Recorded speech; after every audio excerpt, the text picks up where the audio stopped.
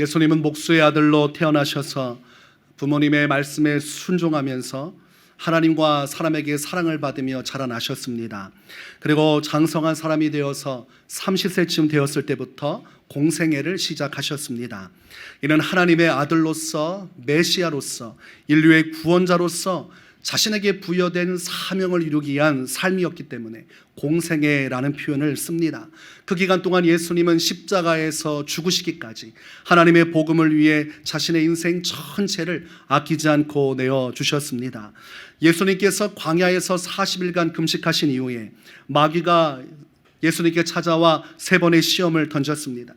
예수님은 그 광야에서의 고난스러운 40일 금식을 마치시고도 또 3번의 시험을 말씀으로 대적하여 이겨내셨습니다.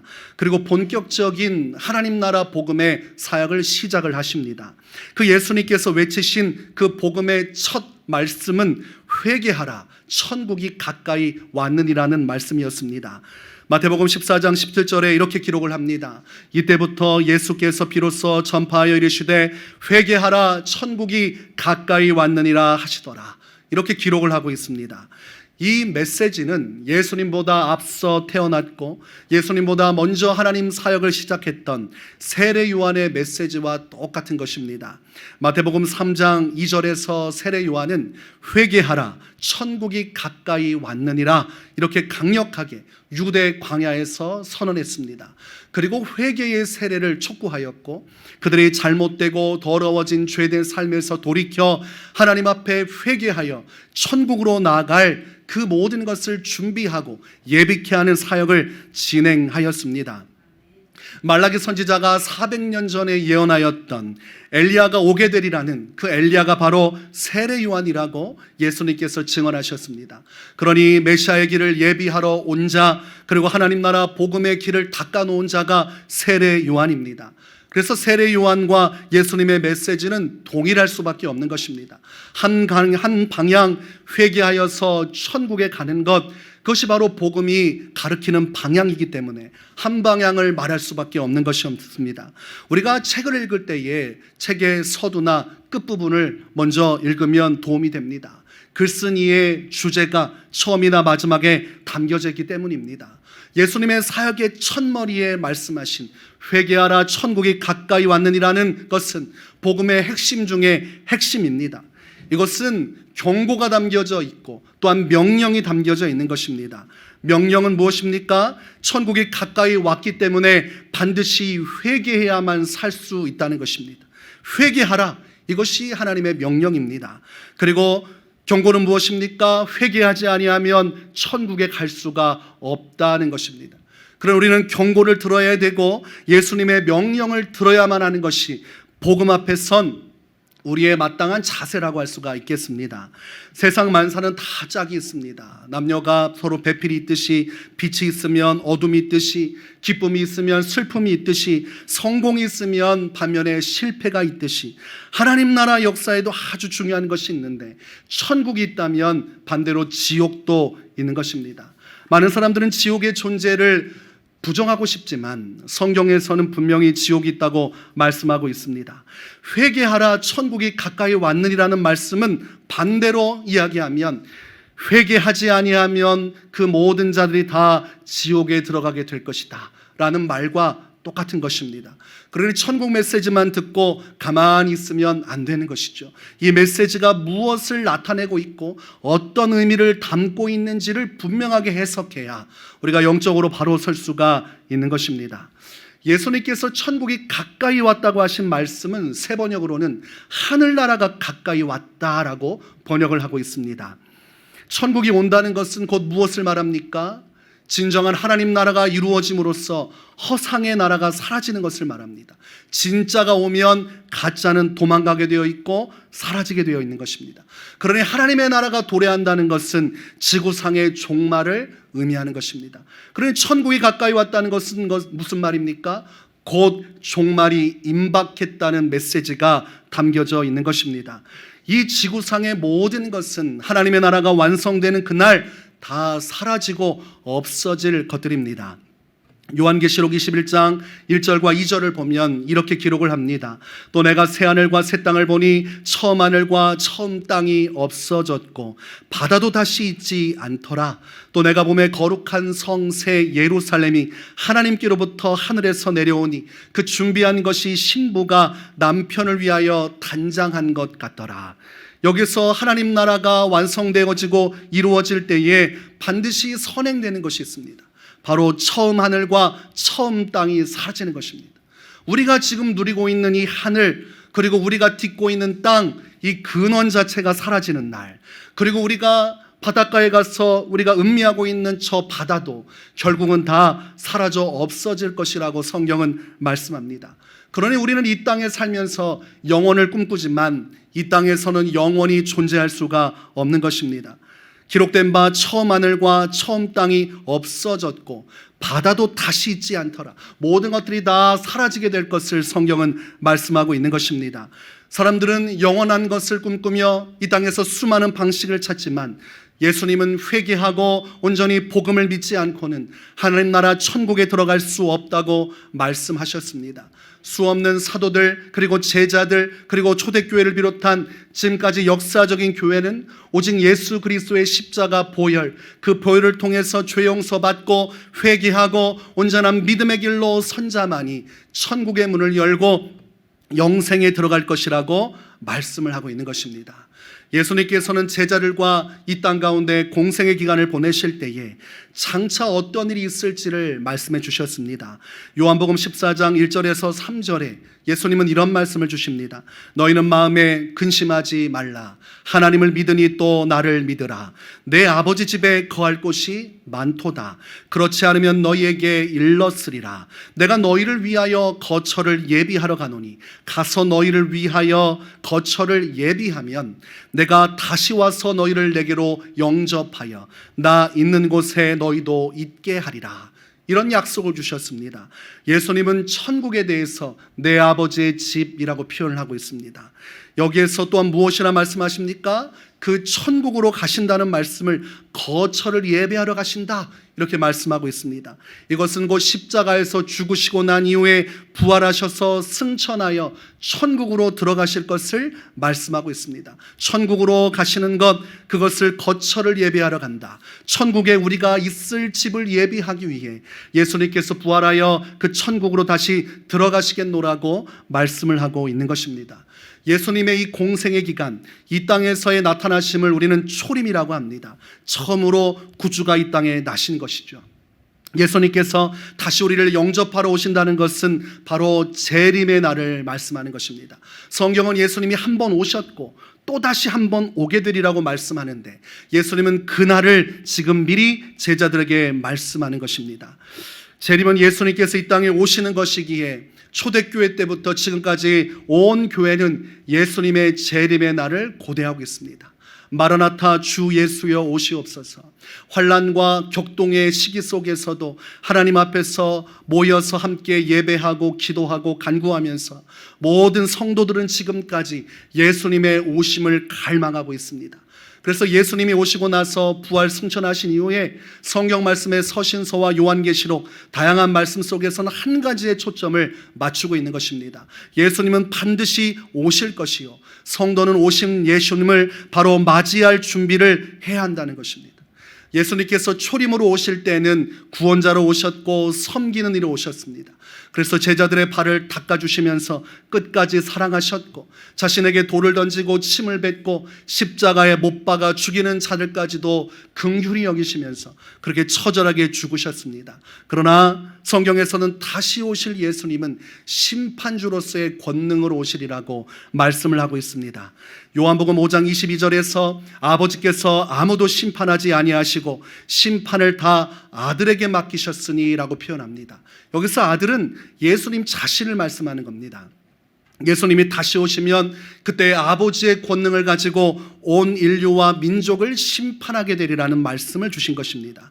또한 요한복음 5장 30절에 내가 아무것도 스스로 할 수 없노라.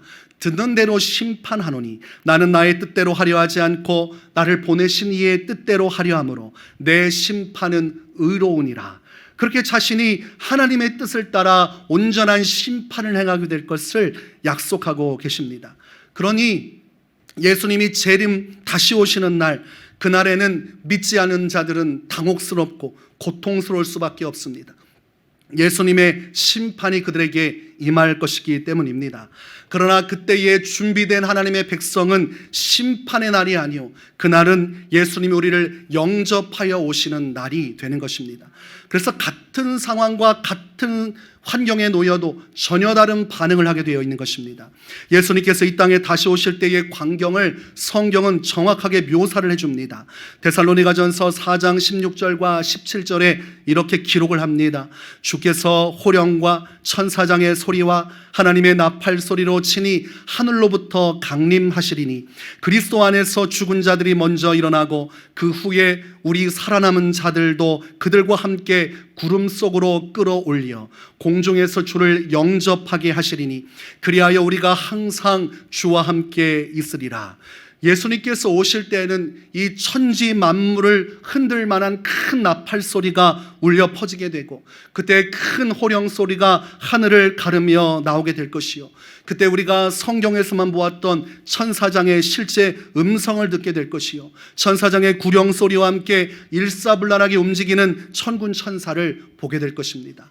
그때에 예수님을 중심으로 해서 천사장과 수많은 천사들이 이 땅에 당도하게 될 때에 그 모든 천사들은 구원받은 자를 찾아서 사방으로 흩어지게 될 것이라고 말씀을 합니다. 그때에 그날에 어떤 일이 벌어집니까? 먼저 예수님을 믿고 죽은 자들이 부활에 이르게 되고, 그리고 나서 다음 차례가 살아남은 채로 믿음을 가지고 있던 자들, 살아있는 채로 예수님을 영접하고 받아들이고 기다렸던 자들의 부활이 일어나게 됩니다. 이것을 성경에서는 생명의 부활이라고 합니다. 예수 안에 죽어도 헛된 것이 아님은 그날에 예수님이 공중으로 재림하실 때에 예수님을 믿고 죽었던 자들의 모든 영혼과 육신이 새로운 영원한 천성의 몸으로 변화되는 일이 일어나니 얼마나 영광됩니까? 예수님 믿고 죽으면 이 영광의 자리 첫 번째 부활에 참여하게 되고, 그리고 예수님이 오신 날까지 믿음을 지켰던 성도들도 그들의 부활의 영광을 보고 이내 공중으로 끌어올려져 공중에서 부활하신 예수님과 마주하게 되고, 그리고 1000년 동안 왕처럼 예수님과 함께하는 영원의 날들, 그리고 그 위에 심판의 날들이 열려지게 되는 것입니다. 마태복음 24장 29절에서 31절에 예수님이 오시는 날의 징조를 설명해 주십니다. 그날 환난 후에 즉시 해가 어두워지며 달이 빛을 내지 아니하며 별들이 하늘에서 떨어지며 하늘의 권능들이 흔들리리라. 그때 인자의 징조가 하늘에서 보이겠고 그때 땅의 모든 족속들이 통곡하며 그들이 인자가 구름을 타고 능력과 큰 영광으로 오는 것을 보리라. 그가 큰 나팔 소리와 함께 천사들을 보내리니 그들이 그의 택하신 자들을 하늘 이 끝에서 저 끝까지 사방에서 모으리라. 이렇게 분명하게 기록을 하고 있는 것입니다. 예수님이 오시는 날 징조가 하늘에 나타나게 돼 있어요. 해와 달이 어두워지고 별들이 하늘에서 떨어지기 시작하는 그때 예수님께서 공중에서 재림을 하게 되시죠. 그때에 천하 만국의 사람들이 울부짖고 통곡하는 날이 오는 것입니다. 왜 그렇습니까? 예수님을 믿었어야 되는데, 예수님을 믿어야 할 그 시기를 놓쳤기 때문입니다. 지금이라도 회개하고 싶은 마음에 울부짖고 눈물 짓지만 때가 지나고 말았습니다. 내가 그때에 지나가다 들었던 예수 그리스도에 대한 복음을 믿고 예수님을 믿는 신앙생활을 했으면 어떠했을까? 그런 후회하는 불신자들이 있을 거예요. 또한 죄악과 세상의 욕망에 사로잡혀서 타락하고 변질된 성도들이 울부짖을 것입니다. 회개하고 예수님 온전히 믿으라고 할 때 회개하고 온전한 신앙생활을 할 걸, 세상에 물들어서 죄악을 탐닉하고 불법을 행하다가 예수님이 오셨는데 이제 나는 어떡한단 말인가? 천사들이 자기를 스쳐 지나가는 것을 볼 때에 이 절망을 그들은 느끼는 것입니다. 우리가 그래서 하나님 앞에서의 성도의 은혜와 구원의 시점은 지금이라고 성경은 말씀합니다. 고린도후서 6장 2절에 이르시되 내가 은혜 베풀 때에 너에게 듣고 구원의 날에 너를 도왔다 하셨으니 보라 지금은 은혜 받을 만한 때요 보라 지금은 구원의 날이로다. 이 말씀을 듣는 자는 복이 있는 것입니다. 예수님께서 복음을 전하실 때 항상 들을 귀 있는 자는 들을지어다 말씀하셨어요. 예수님 당시에 수만의 사람들이 구름대처럼 몰려왔지만 예수님의 말씀을 듣고 예수님 옆에 머물렀던 자들은 소수였습니다. 예수님이 부활 승천하실 때에 예수님의 약속을 기다리고 모여 기도했던 사람은 120명밖에 되지 않습니다. 오늘날도 수많은 교회 속에 수많은 인파의 교인들이 있지만 영적으로 깨어서 주님 앞에서 지금 은혜 받고 지금 구원받고 지금 믿음의 역사를 이루는 것에서 벗어나 있는 자들은 결국 장차 큰 화를 당할 수가 있는 것입니다. 예수님이 오시는 날, 그날과 그 시를 누구도 알 수가 없기에 우리는 지금부터 항상 깨어 있는 것입니다. 지금 깨어 있어야 예수님이 오실 때 맞이할 준비가 되는 것입니다. 마태복음 24장 36절과 37절에서 예수님은 그러나 그날과 그때는 아무도 모르나니 하늘의 천사들도 아들도 모르고 오직 아버지만 아시느니라. 노아의 때와 같이 인자의 임함도 그러하리라고 말씀하고 있습니다. 예수님이 오신 날을 사람이 알 수 있습니까? 없습니까? 알 수가 없습니다. 이것 하나 가지고도 수없는 이단들이 생겨납니다. 다니엘서의 예언의 말씀들, 그 구약의 말씀들을 자기들이 막 계산을 해서 언제쯤 오신다고 이야기를 합니다. 여러분, 성경은 단순한데 모르는 것은 모르는 것으로 덮어야 됩니다. 더해도 안 되고 빼도 안 되는 것이, 예수님 자체도 뭐라고 했습니까? 아들도 모르고. 이 아들은 예수님을 말씀하시는 거예요. 심판주로 이 땅에 재림하실 예수님도 모른다고 하셨는데 오직 하나님 아버지만 아시는 이 비밀한 때를 누가 알고서 정확하게 그날을 기다리겠습니까? 어떤 사람은 인생의 마지막 죽기 전에 예수님을 믿고 회개하여 돌이키겠다고 말하지만 어리석은 것이죠. 예수님이 언제 오실지 알지 못하기 때문입니다. 또한 내 인생의 생명의 기한이 언제 끊어질지 모르기 때문입니다. 우리가 여기에 모험을 걸기에는 장차 일어날 일들이 너무나 무섭고도 두려운 것입니다. 하나님의 말씀 앞에 서서 주님이 장차 행하실 일을 준비하지 않는 자에게는 예수님이 오시는 날이 덫과 같이, 반드시 그렇게 두려움과 같이 주어지게 될 것입니다. 본문 34절에서 너희는 스스로 조심하라. 그렇지 않으면 방탕함과 술취함과 생활의 염려로 마음이 둔하여지고 뜻밖의 그날이 덫과 같이 너에게 임하리라. 여러분, 이 예수님의 말씀은 믿지 않는 자를 향한 것입니까? 믿는 자를 향한 것입니까? 믿는 자를 향한 것입니다.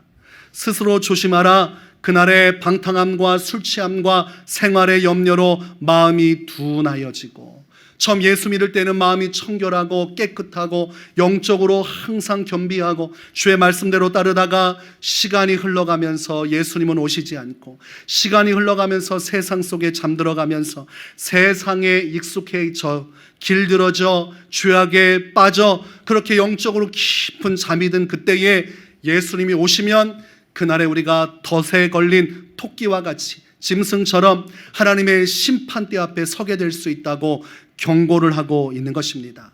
여러분, 얼마나 두려운 것입니까? 예수님이 오실 때에 마라나타 주 예수여 할렐루야, 내가 예수님 기다리고 있었습니다. 그날이 우리에게 주님을 영접하고 주님이 나를 영접하는 날이 될 수 있으면 최고의 날이겠지만 준비되지 못한 영혼에게는 절망밖에 없는 날이 예수님이 오시는 날인 것입니다. 성경에 보면 예수님께서 장차 오시고 그리고 생명의 부활의 영광에 참여한 자들이 있고, 그리고 천년 왕국이 지난 이후에 이제 보좌에 예수님이 앉으셔서 모든 민족을 심판하신 날이 올 것이라고 말씀을 합니다. 좌편과 우편으로 사람들이 나뉘어지게 될 것이에요. 예수님은 그것을 마태복음 25장 32절과 33절에서 이렇게 표현을 합니다. 모든 민족을 그 앞에 모으고 각각 구분하기를 목자가 양과 염소를 구분하는 것 같이 양은 그 오른편에 염소는 그 왼편에 두리라, 이렇게 말씀하고 있습니다. 여러분, 양의 자리에 서야 됩니까? 염소의 자리에 서야 됩니까? 양의 자리에 서야 돼요. 예수님은 양은 목자의 음성을 듣고 목자를 따라간다고 되어 있습니다. 예수님이 부르면 그 음성을 듣고 매 하면서 그 뒤를 졸졸졸 따라가는 게 양이에요. 그 양들은 예수님께서 한편에 세우시고 그리고 그들과 함께 영생의 길로 들어가시지만, 염소는 어떤 겁니까? 목자가 불러도 들은 척을 하지 않아요. 목자가 아무리 이름을 불러도 음성을 듣지 않고 오히려 돌아서서 달려와 자기의 머리로 박치기 하는 게 염소입니다. 하나님의 말씀이 주어졌음에도 말씀에 순종하지 않고 자기의 고집과 자기의 욕망을 따라 세상으로 살다가는 염소의 자리에 서게 되는 것입니다.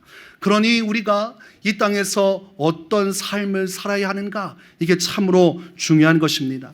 그래서 예수님은 스스로 조심하라 이렇게 말씀하셨어요.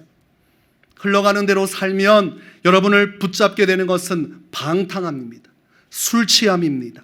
그리고 생활의 염려입니다. 먹고 사는 문제에 마음이 붙잡혀서 하루하루 살기 바쁜 생활 속에서 하나님이고 천국이고 미래고 뭐고 다 없고 그저 하루하루 이 먹고 사는 거에 얽매여 있는 것, 이거 주님께서 원치 않는 것입니다. 우리가 먹고 사는 삶의 어려움의 현장은 주님께 맡기고 먼저 그의 나라와 그의 의를 구하면 아버지께서 일용할 양식을 주시리라고 약속을 하고 있는 것입니다. 하나님, 제가 어쩔 수 없이 이렇게 된 겁니다. 그러나 주님은 그 핑계를 듣지 않을 겁니다. 네가 네 인생을 맡기고 나의 사명 가운데 나왔으면 인생의 무거운 짐도 내가 짊어져 주고 먹고 사는 문제도 해결해 줬을 텐데 너는 한 달란트 받은 자와 같이 아무것도 안 하고 그렇게 너를 위해 살았으니 너는 불합격이다, 이렇게 말씀하신 날이 올 수 있다는 것입니다. 세상의 죄악 가운데 휩쓸려서, 세상의 불법에 휩쓸려서 방탕하는 것도 마찬가지. 오늘날 그리스도인들에게 거룩함이 상실되었지요. 그게 바로 방탕함과 술 취함입니다. 술 취함은 어떻게 됩니까? 성령의 충만을 받을 수가 없습니다. 여러분, 성령 충만한 채로 술 취하는 것 이해가 됩니까? 사람은 한 가지에 취할 수밖에 없어요. 성령에 취하든지 술에 취하든지, 술에 취하면 성령의 역사는 사라지는 것입니다. 오직 우리가 성령의 이 새 술에 취할 때에 비로소 영적으로 깨어 예수님이 오시는 날을 예비할 수가 있는 것입니다. 그러니 여러분, 우리 안에 이 경고가 있어야 돼요. 스스로 조심해야 됩니다. 스스로. 누군가가 알아서 해주겠지, 이렇게 살다 보면 언젠가 회개할 날이 오겠지, 그렇게 자기를 방치하는 것은 어리석은 것입니다. 여러분의 영혼은 여러분의 것입니다. 하나님 여러분에게 맡겨주신 것이. 그러면 어떻게 해야 됩니까? 내가 잘 돌봐야 되는 것입니다. 하나님의 말씀 앞에서, 주님의 부르심 앞에서 항상 조심하여서 하나님의 인도하심을 따라 순종하며 나아감으로 나의 영혼을 지켜나가야 돼요. 거룩한 삶을 살아가야 됩니다. 히브리서 3장 12절에서 14절에 이런 말씀을 주십니다.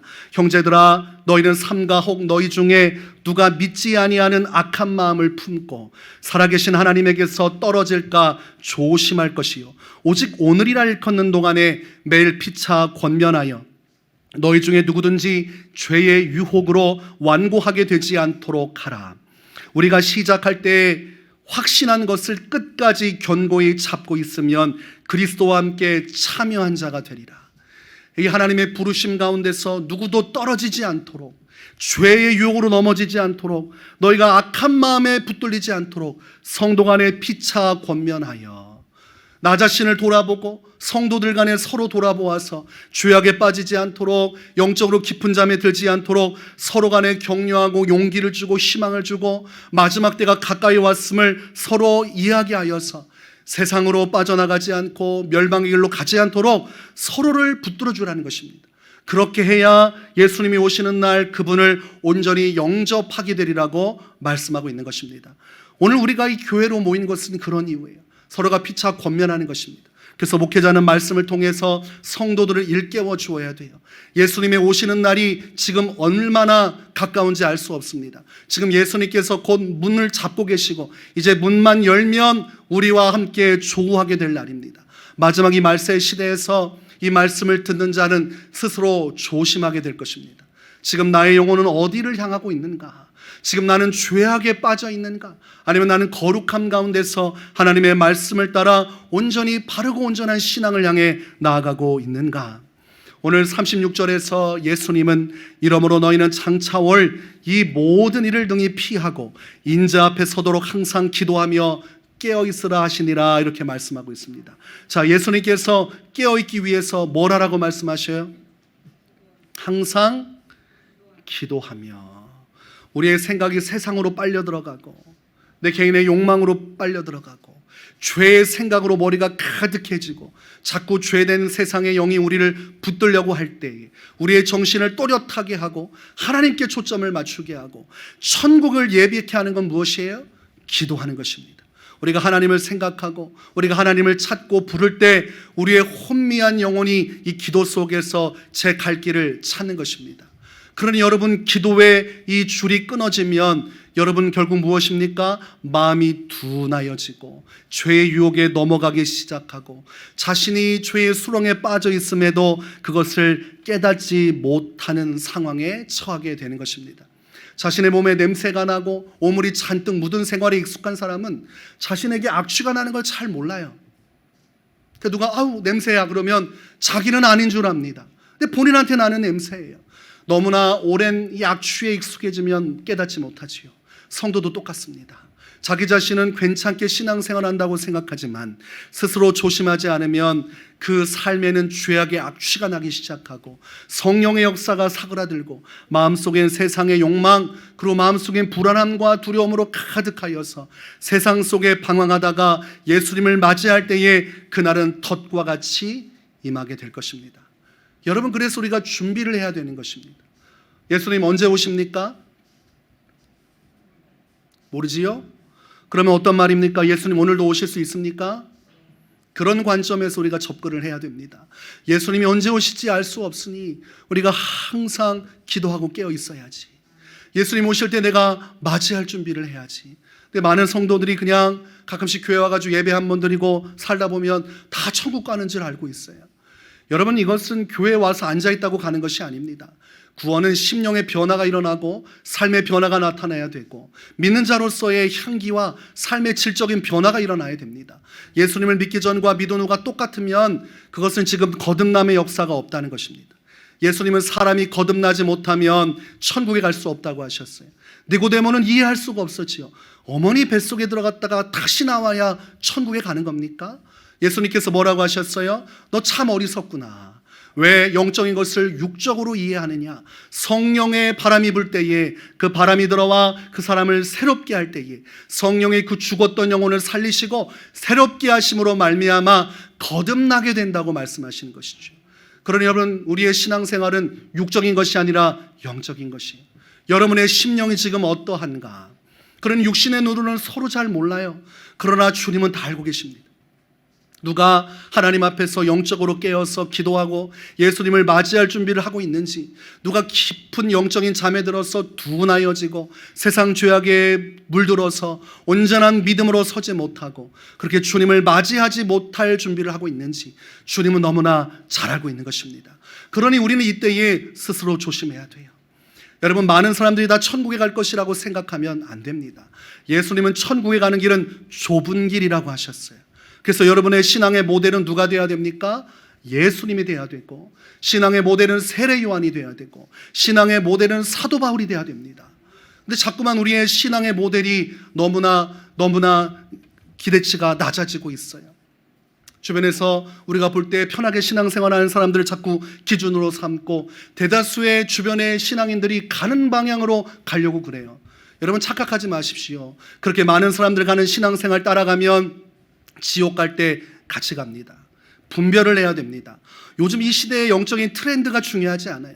어떤 말씀이 들어와 사람들이 어떻게 신앙생활하는가 중요하지 않습니다. 시대가 웰빙 시대가 되니까 이제 신앙생활도 웰빙으로 하려고 그래요. 편하게 하고 그리고 간편하게 하고 효율적으로 하려고 합니다. 그러나 예수님은 그렇게 말씀하지 않으셨어요. 항상 기도하고 깨어 있어야 된다. 항상 우리 안에 기도가 있어야 돼요.